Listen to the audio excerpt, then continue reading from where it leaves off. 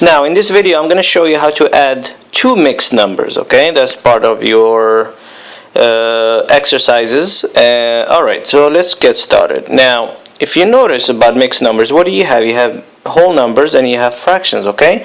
So go ahead, feel free to add your whole numbers first, okay? What's 5 plus 3? That's obviously an 8, okay? Now that's done, that's out of the way. Now what you need to do is grab your fractions, alright? Go to the side and add your fractions separately, okay? Now this is the reason why you had to learn to add fractions with different denominators first, so we can prepare ourselves to deal with these mixed numbers, okay? Now I'm assuming that you remember everything I said about how to add numbers with different denominators. So what's my least common denominator for 2 and 4?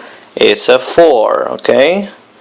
Now remember, least doesn't mean it's small, and you tell me it's a 2. It's not a 2, it's a 4. Alright, you have a 4 here, you have a 4, and you have a 2. So this one is not a 4. How do I change it to a 4? I multiply by 2, and I multiply by 2, okay? Now, what's 2 times 1? That's a 2, so you put it right here. Plus, what's this number here? That's a 3, because I didn't touch this fraction since it had a bottom of 4. So I put a 3. Okay? Alright. And obviously my answer is 5 over 4. Aha. Guess what type of fraction this is? It's an improper, okay? So I need to change it to a mixed number, okay? Alright, remember how we do that? 4 goes into 5 how many times? 1. Okay, if you feel you need a review, go back to the previous lesson and review that, okay? The same denominator again, which is 4. Okay, now remember, 4 times 1 gives you 4. How much do you need to get to 5?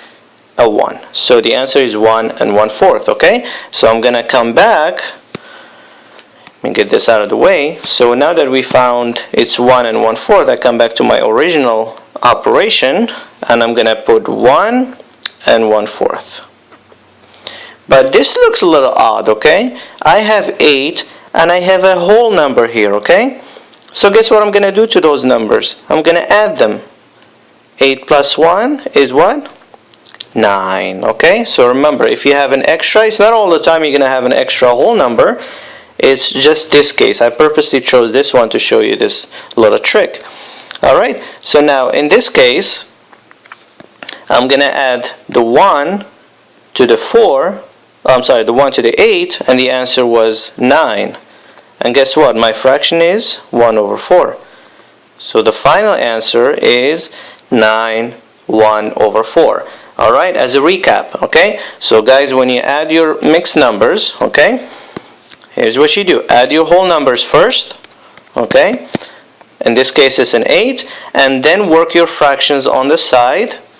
So whatever you come up with, if it's improper, change it to mixed number, and then add that extra number to your whole number.